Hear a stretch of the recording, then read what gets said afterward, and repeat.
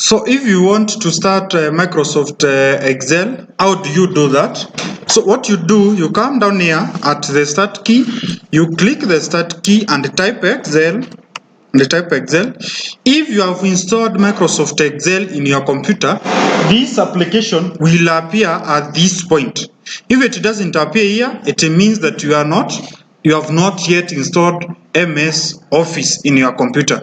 In this case, you'll be using MS 2019, and there are so many versions of them. You have MS 207, 2010, 2013, 2016, and the one that I'm using is 2019. I had some rumors that maybe MS 2020 may be out very soon, but I'm not sure of that. So after clicking the application, this type of a window will pop up, and when it opens, the first one is a blank workbook. And down there, we have so many other already made templates that you can be able to take. For example, if this is your first time using Excel, you'll have something called Take a Tour. So Take a Tour is like just elaborating, or Microsoft have tried to elaborate to you if you are using MS Excel for the first time. So you can take a tour. It will be able to show you a lot of things that you are not familiar with, and also it may add advantage for the things that you know. It can add more knowledge, but for us we not have a look at that because that's the purpose of this class.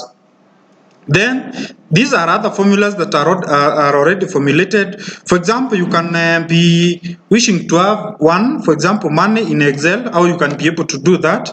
There are so many templates that you can have from this one. There are so many of them. And if you are connected to the internet, you can take any category. For example, you have business, we have personal, plan and ticket, trackers, list, budgets, charts, calendars, so on and so forth. But for us, we'll not have a look at that. So what we'll do, you click blank workbook. You click blank workbook. So when you open a blank workbook, this is how it looks for the first time if you have not entered any data. If you have not entered any data in that workbook. So it will look like that.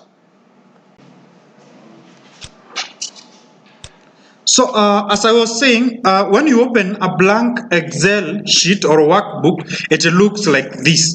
And I'll touch on few things that they are similar to what we did on Word, and some are not the same because there are some differences when it comes to MS Word and MS Excel. So in this case, I want you to just don't do anything to your computer, just have a look at whatever that I'll be doing, because I'm just describing some terminologies here. So at the top here, we have several tabs. I did not mention this in the previous videos. So we have several tabs here, and these tabs, this one, that is home, insert, layout, in formula, data, review, all these ones are called what? Tabs. Are we in agreement? They are called what? Tabs. Then down there, after you click each and every tab, it opens up, for the people who watched the video, it opens a ribbon, and a ribbon is this one that contains so many other icons. The ribbon is this one that contains so many what? Icons. And under ribbon we have groups, we have subgroups. For example, under this first one we have something called what? Clipboard. This is the group of this category of icons here. Then under this one for font, increasing size, formula, not formulas, bolding, italicizing, they are called what? Font. Then the next one, it's called alignment. What about the next one? Numbers, so on and so forth. But you realize one thing, that under each and every subgroup, there are some with this launch button. This launch button at the bottom corner, right corner, there is a launch button with an arrow facing downwards. This launch button. So when you click at that button, it gives you more options. When you click at that button, it should give you more what? More options. This shows us something that, for example, in this alignment, group, we have so many icons that cannot fit in this what? In this group. So what Microsoft has done is that they have created a launch button where you can get more features of the same. Then down there after the ribbon, we have what? Formula bar. We have formula bar. If you looked at, carefully at the MS Excel, if you looked carefully at MS Word, not Excel, if you looked carefully at MS Word, you realize that we did not have a formula what? We did not have a formula bar. Most of the time when we are doing calculations using Excel, we'll be using this formula bar. So make sure you understand how to use it. Then the next thing that I want you to understand is that the sheet. What do we mean when we talk about a sheet 1, sheet 2, sheet 3, sheet 4? There are so many sheets that you can be able to add in this program. For example, if I click this additional sign here, down below there, I want you to click that additional sign. For me, it's not working. What happens? Sheet 2 is added. When you click again, a sheet is added. So you can be able to add as many sheets as you want. For example, you can have for example, if you are a lecturer, instead of having so many sheets for the cards, you can say this class I have sheet 1, this other class I will have sheet 2, this other class I will have sheet 3, so that you can be able to manage under one workbook. So when we talk about a workbook, is what we opened. This blank, this Excel sheet that we have opened is called a what? A workbook. When we add several sheets inside, it is called how many? When we add sheets inside, what do we call those sheets? They are called worksheets because we have several of them. One is just a worksheet, several are worksheets. Are we okay with that? Yes. Then the next thing is that any Excel that you open, a blank page is called book. That's why we are referring to it as a what? A workbook. If you look at the top there, if you have not saved yours, it writes workbook 1. It writes workbook 1. Then the next thing that I'll talk about is columns and what? Rows. Columns and rows. So the thing that you should be able to understand is that columns run from top downwards. Columns run from top downwards, and they are labeled using what? A, B, C, D, all the way. So we have said that this, whatever that I'm selecting here, this is a column, this is another column, this is another column, this is another column, all the way. There are so many of them that you cannot be able to do what? To exhaust. If you move this direction, you realize that the digits keeps on increasing as you move to the right hand side. Then after looking at the columns, so we have seen that columns are labeled with what? With letters, and they run from top to downwards. Then we have something called what? Rows. We have rows. We have rows. A row runs from left to right, and it is labeled using what? Numeric numbers. Is that okay? It is labeled using what? Numeric numbers. That is 1, 2, 3, 4, 5. There are so many of them that you can move downwards and you may not even be able to exhaust whatever is there. So those are the things that you should be able to familiarize with. We have columns, we have rows, we have tabs, we have ribbons, we have groups, we have sheets, we have workbook. Then the next thing is cells. We have cells. So what is a cell? A cell is an intersection of column and what? And a row. It is the intersection of column and a row. For example, in this case, the intersection of column B and row 4 forms a cell here. And the good thing with cells, each and every cell has a name. That's if you watched the video, you will realize that each and every cell has a what? A name. Each and every cell has a name. For example, when we click this cell, look at the board where I've clicked that cell. Make sure you look at the board so that you can be able to read this. When I talk, what is the name of this cell? C4. That is the name of this cell. For example, if I click this one, what is the name of that cell? H5. H5. For the people who are far, they may not be able to see whatever I'm doing. So maybe I'll be able to enlarge that maybe later. So the good thing is that each and every cell has a name. For example, in this case, when I will be teaching you throughout this, we finish with this MS Excel, I'll be using reference to cells. That's why it is very important for you to be able to understand how to read a cell. Some people start with 5H. No, that's not the correct formula to read it. You first of all start with the letter followed by the row. That is the column, then followed by the row. Is that okay? Yes, in this case, for example, we can say this is E3, E3, so that you can be able to understand what we are talking about when we speak about cells. So when I reference them using numbers. The next thing that I will be talking about is range. When we talk about range, for example, that's a range of cells. And when we talk about range, these are cells that are grouped together, or they're in the same place together. For example, these cells are close to each other. For example, this is a range of what? Of cells. Then, for example, you can take another range of cells. That is another range of what? Of cells. You can take any format. It's not of must that it is the same. But make sure that when we are talking about a range of cells, these are the cells that are close to each other. For example, these ones, they are packed together. So for example, you cannot say, for example, when you click here and another one here, those cells cannot be in the same what? In the same range. Let's for example take this, then we color that with the yellow. Then for example, I take this and then I color it with blue.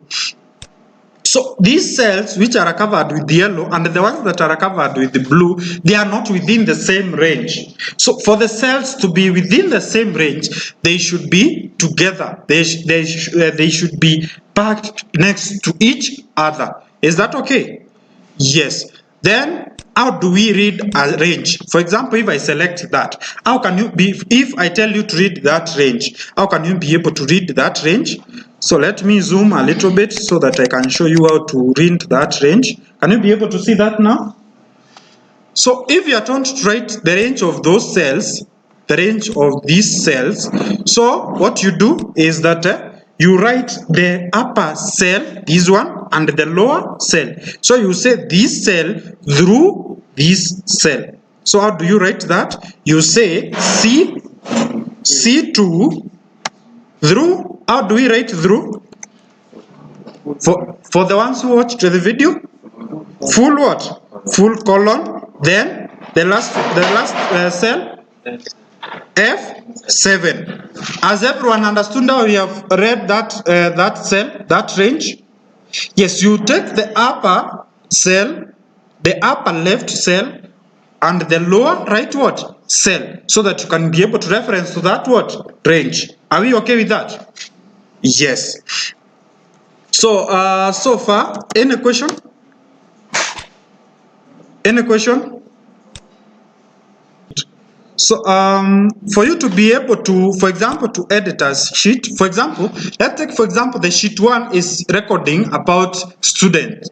So you want to rename this sheet as what? Student.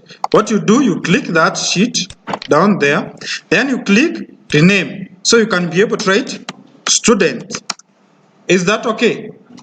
Then you click just enter, you'll be able to rename that sheet. Then you click again, you can be able to delete, you can be able to insert another one, you can be able to end a sheet, you can be able to do some few other operations. So if you have ended so many sheets that you can be able to edit a sheet. For example, you can be able to rename a sheet, you can be able to delete a sheet, you can be able to end a sheet, you can be able to hide a sheet. Are we in agreement? Anyone with another question? Yes? Example. Yes. Here I have 9 sheets. Yes. And I have deleted sheet 4. And when you come to add here again, the sheet 4 disappears. How can you recover the sheet 4? So if, for example, you have added several sheets and you delete one, if you add back, the sheet that you have deleted will not come back. Remember, in real world, we don't use the default one, that sheet 1, sheet 2, sheet 3.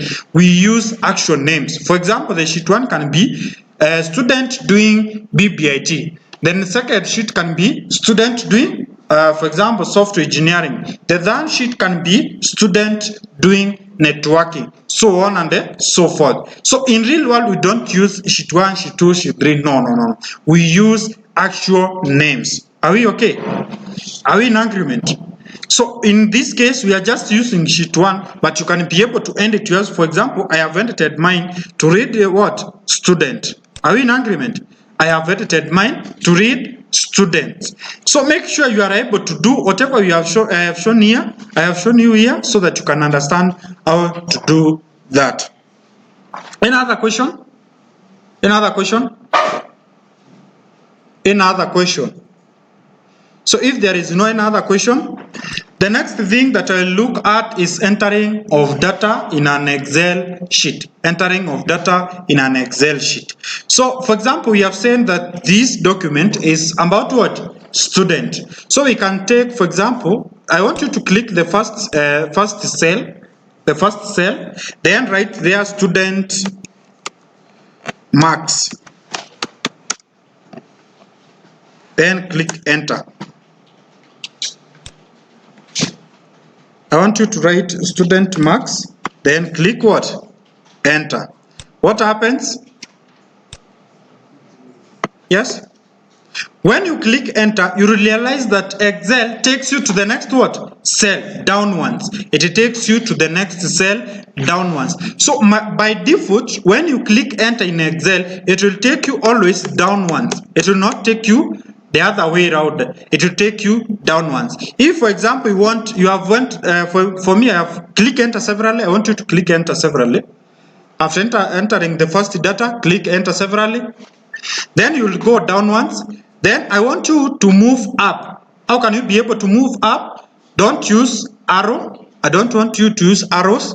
I don't want you to use mouse. How can you be able to move upwards? Yes? You use shift, then what? Enter. Then you will be able to go up once again. Those are the people who watched the video, so they have content already. They know whatever we are doing this lesson. So when you press enter, you will be able to move downwards. When you hold shift plus enter, you will be able to move up once again. So for example, you click enter. Then you move to the next what? Cell. But I want you to have a keen look at whatever you have entered in the first cell. You realize that you have entered student what? Marks. And it looks like that name or that sentence that you have typed, it has spilled off to the next what? Cell. That is cell what? B. It has spilled off to the next cell. But this is an illusion. It is not true that this, whatever you have typed in this first cell, it has split off in the next cell. It's just an what? An illusion. So it means that everything that we have typed is in cell A1. It is in cell A1. Nothing is in cell B1. Are we in agreement? Are we in agreement? Everything that we have typed in cell what? A1. And nothing in cell B what? B1. Then click enter. I'll show you later how to do that. I want you to write name. So for example, we want to enter another data of the student. So for example, the first data we'll enter is the name. Then the second data that we'll enter is student ID. Then the next one we'll enter, for example, which other information we are supposed to enter about the student? Yes? For example, you can sex or gender. Then the next one we can say, for example, this student has done several cuts. The student has done several cuts. So for example, we have cut 1. Then the next one we have cut 2. Then the next one, cut 2.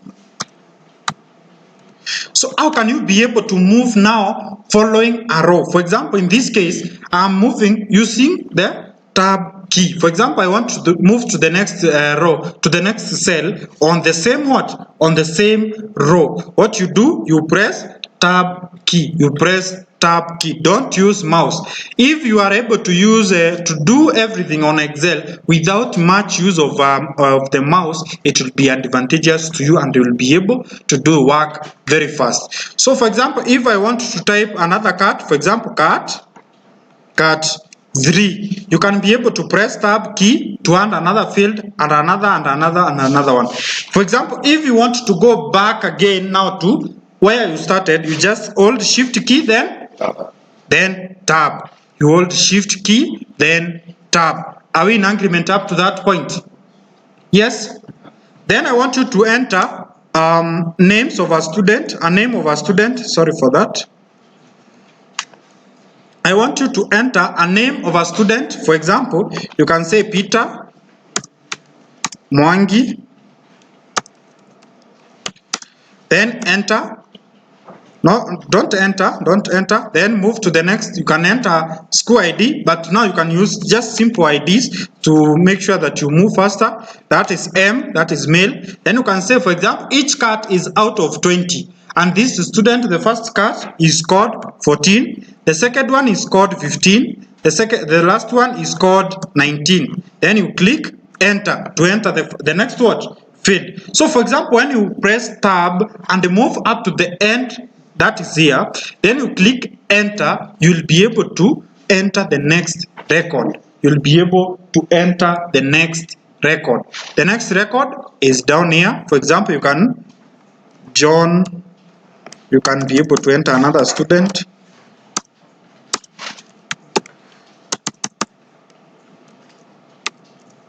John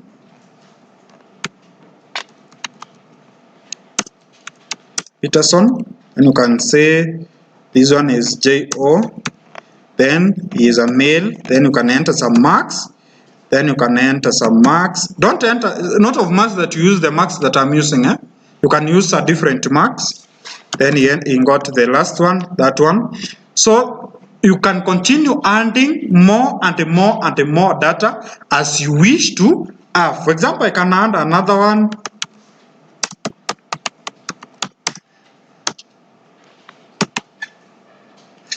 The next one, so I can have male, then I can have 13, then I can have 18.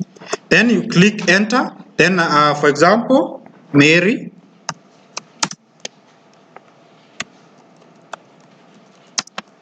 Then I can have, for example, then I can have, this is a female. Then I can enter some marks again. This is 10, this is 15, this is 14. Then I click enter. So add more marks so that you can be able to understand that everything that I'll be showing in the next. So after typing those ones, you can now use the ones that you have. Don't not of mass that you have so many, but make sure you grab all the formulas that you'll be using this session. So after typing these marks, so in this case, you will realize that the first cell, these cells, there are some names that are hidden. For example, this student is Peter Mwangi, but you cannot be able to see the whole what? The whole name for this student. The same case to other students that are in this Excel sheet. So how can you be able to make all these ones visible to the person using the what? The Excel sheet. I want you to click the row. I want you to click that row. Then move your cursor in between two rows. That is not row, column A and B. In between column A and B, whereby your arrow, your pointer will change into two-sided arrows. It will change into two-sided arrow. If it is in between column A and column B, if it is in between column A and column B, it will change into two-sided what? Arrow. It will change into two-sided arrow. Then double click. When it changes to two-sided arrow and you double click, what happens?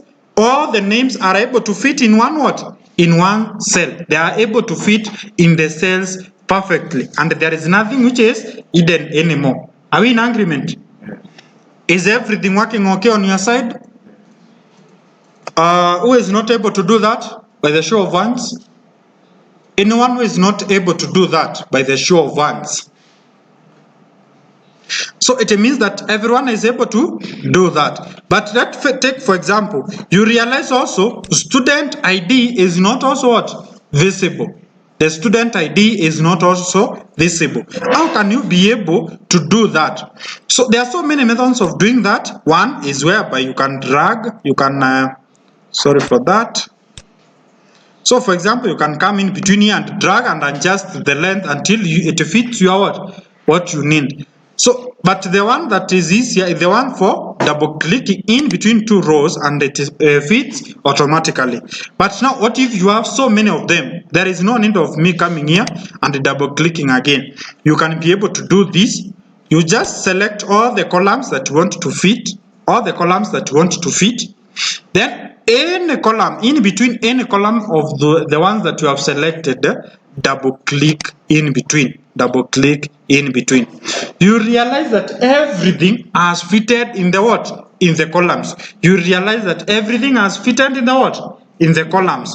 For example, this one, the first column has enlarged, the second column has enlarged, this one a little bit has enlarged, but this one for cut 1, for cut 2, and for cut 3, they have reduced in size because there is no need of more what? More space. Everything is fitting in that what? Narrow column that we have already. So basically that's how you can be able to adjust the width of a column so that you can fit all the data that you have entered in a cell in that cell, and it can be able it can be visible to each and every person who is using.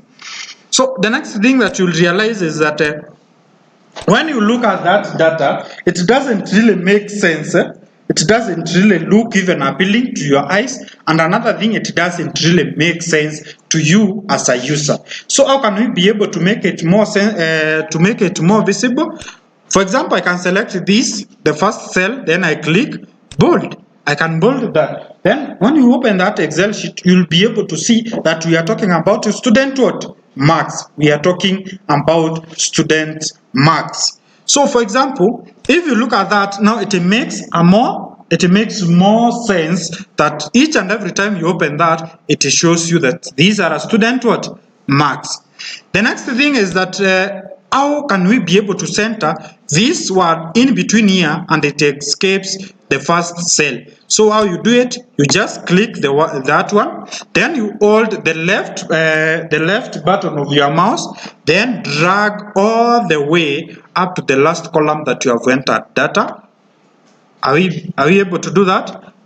You select the first cell, you hold the right button of your mouse, then drag all the way to the last cell that you have entered data, or the last column. Then at the top here, under the tab home, inside the ribbon and group of alignment, then there is something called what? Yes? Are we together? Merge and center. Then it will be able to center that, and now it can make some sense that this whole document is talking about student what? Marks. It is talking about students' marks. Then we can do the same. We can, for example, select this row, then we can bold that. We can be able to bold that. We can be able to bold that. For example, now it makes more sense that these are the student marks at the top here. Then downwards, you can be able to see the name, the student ID, the gender, the cat 1, cat 2, cat 3, and also the data inside that Excel sheet. The next thing I will show you is, for example, you want this title to have a different color. You want this title to have a different color. So you can select that cell, that big cell. Then you select another different color. For example, if you wish to use red, that one is red. If you wish to use, for example, blue, then you can come here and select blue. Then you can be able to use another color that you prefer. Not of mass that you use black, but for me I'll go back to black. I'll go back to what? Black. So up to that. So what I mean is that for example, I want you to come here, then type, someone is watching a video there, and I'll unplug you from the internet. Then for example, you can have this one as the the ID. Then the next one, this is a male. Then the next one, you enter marks. Then you enter marks. Then you enter marks. So then you click enter. So then how can you be able to edit the name of that person? How can you be able to edit the name of that person? For example, if I select this way and try to edit this, you realize it replaces everything in that what? In that cell. And that is not what we want to do. For example, sorry for that.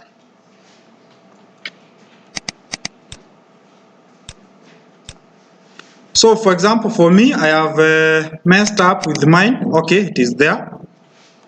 It is there.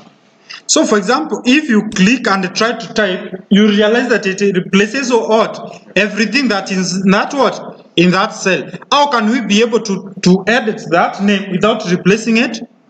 Yes? I want you to double click on that cell. Double click on it. Then we have the cursor inside doing what? Blinking. The cursor is inside that cell blinking. Then you can be able to edit the name that you wish to edit in that cell. You can be able to edit the name that you wish to edit in that cell. So basically, that's how you can be able to edit the data without replacing it fully. For example, you have a typing error and maybe it's one letter. Instead of deleting the whole word, then replacing it again, there is no need of what? Of doing that. You just double click, then you are able to edit the letter that has a problem. So up to that point, I think we are together. Is that okay? Anyone who is behind us? Anyone? Everyone is okay. Then I want us to do one thing. I want you to add another tab there that is called total stroke sum. You can use one. Don't have must that you use both of them. For me, I'll use total. Then the next one, I'll use average. So for me, I'll just use the abbreviation I for average, then click enter. So what I want us to do is to find the total marks that this student has done. For example, let's say for example in inside 119, you have done the first quiz, the second quiz, and the third what? Quiz. How will your lecturer be able to calculate the total marks that you have scored in the both what? In the 3 quizzes using Excel. So how can you be able to do that? Yes? Just a minute, because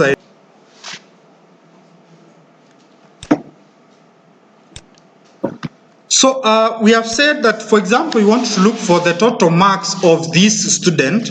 You will come here, then type equal sign. When you enter equal sign, something appears on the what? On the formula what? Bar. Then you enter equal sign. Then you want to add the cut 1 plus the cut 2 plus the cut what? 3. Then you say, we reference now using the cell number. That is D what? I want us to use mine first of all. That is D3 plus E what? E3. The next cell, U. Yes. Yes, according to my sheet, not yours. This one. We are adding cut 1, cut 2, and cut 3. The next one will be plus. Are you able to see clearly? Yes?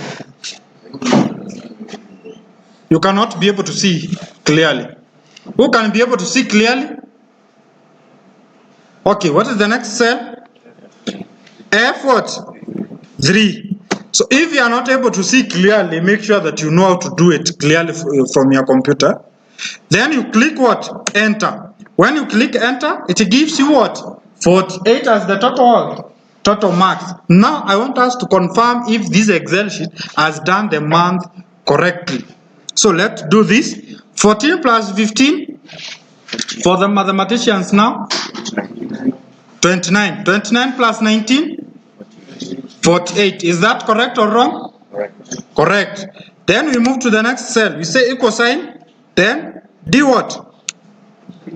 Yes? D4 plus E4 plus F4. Then click what? Enter. Unfortunately, the marks of these two people are the same. Then you can continue adding the same all the way down. But now, we said that our computer is used to make work what? Easier. It's not making the same work that we could have done manually and do it the same way that you can do it using what? Automated method. So let's take, for example, you have so many cells. For example, you have 100 of cells. How can you be able to add that without just typing one cell at a time? So you can come, for example, back here and type equal sign. What we want to look for is total, and the name of total, another name of total is sum. Are we together? Another name of total is sum. You type sum, then opening what? Bracket. Are we together up to that point? Then you type, for example, we wanted to calculate the total marks from D3 to F what? 3. So you type D3 through. We send through, we use what? Full colon through F3. Then you close the what? The brackets. Then you click enter. Are we able to get the same marks again? Yes, we are able to get the same total again. We can repeat the same here. Down here again, we can say equal to sum, open bracket, then we can reference using D4 all the way to F what? 4, then you close the bracket, then you click enter. Now, let's take, for example, you have 1,000 of rows typed. You cannot repeat the same thing once again and again and again. How do you do that? You just come back here to the row that you enter the formula correctly first. Then you move to the down bottom left corner, right corner. Then there is an additional, your mouse will turn into an additional what? Sign, black additional what? Sign. It will turn to a black additional sign. Then you can double click when it turns to that, or you can drag it all the way to the place that you want to find the what? The totals. Are we together up to that point? Yes? Are we together up to that point? I want people to do that. So I have said, for example, when I say in this case, so I will delete this, the all of this, everything. So when I say equal sign D3 plus E3 plus F3, that is a formula. That is a formula. And when you click enter, you get 48. But a function is equal sign sum into bracket, then you type the first cell, that is D3, and the last what? Through, then last cell, then you close the brackets, then you click enter. That's the difference between a function and a what? And a formula. A function and a formula. So are we in agreement up to that point? Yes? So if we are in agreement, then let's go to the next thing. Looking for average. So I want us to, when you're trying to look for an average, you will say, for example, cut 1 plus cut 2 plus cut 3 divided by what? By 3. We can do that. For example, we can say total divided by 3. We can be able to get the what? The average. Is that correct? But what if we tell the Excel equal sign average, then you open brackets, then you tell it the first cell again, that is D3, then the last cell, which is F3, then you close the bracket and click enter. You get what? 16. What is 48 divided by 3? What is 48 divided by 3? It is what? 16. It is 16. So make sure you are able to understand how to look for these averages, everything on Excel. Then after that, you can double click here to autofill everything. You can double click to autofill everything. Are we in agreement up to that point? Yes? So for example, in my case, you can look at the board and see that, for example, all the numbers are full numbers or they are whole numbers, but we have one decimal what? Number. So the decimals, how can we be able to adjust the decimal numbers? How can we be able to adjust the what? The decimal numbers. Make sure you have selected that row for average, everything and average. Then when you select everything and average, go to the Home tab. Then under the Home ribbon, make sure you go to the group of what? Number. There is a group of number. Then you click, you can use any. For example, when I click that, the decimal point increases to 4 decimal point in each and every average that we have calculated. Then you can reduce them to 2 to 1, or you can increase them. You can do anything that you wish to do with those averages. Are we together up to that point? Yes? Are we together up to that point? So the next thing that I'll show you how to do it is to calculate, to see who is having the maximum max and who is having the minimum what? Max. For example, you can say max. So we can say max. This one is for calculating max. We'll enter max there. Then mean for minimum. So then we want to calculate the person that has the maximum max and the one with minimum what? Max. We enter equal sign, then max. Open the bracket, then you enter now this column only, that is from G what? Yes? From G? G3. G3 to G7. For me, to G7. Then you close the what? The brackets. Then you click enter. Now, when you click enter, it brings you what? 48. For me, the person with the highest max is what? 48. Let, for example, you have now realized that these are two people with 48 what? Max. Now, let's change the max for one student. For example, we can come here and change the max for the first student. Realize that we had a typing error. He did not score 14 in the first cut. Indeed, he scored 17. He scored 17. Then click enter. What happens to the max? It changes to the new what? Updated, to the new updated method, or to the new updated max. So basically, when you put max, maximum, it will look for the maximum value in that what? In that Excel sheet. It will look for the maximum value in that Excel sheet.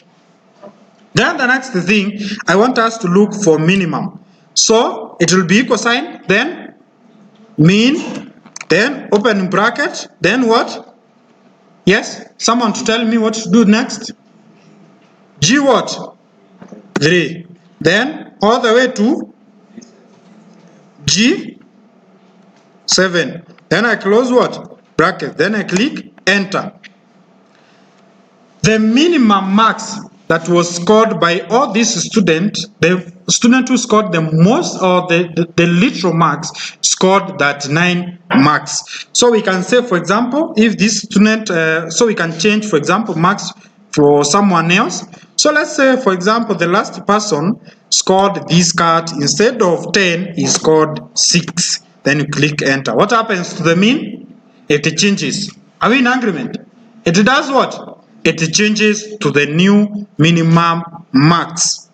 And also, you will realize another thing. The total also changes. The average does what? Changes. Everything does what? Change. Are we in agreement up to that point? Yes? Okay, the next thing that I want us to look at is, for example, now you want to print this document.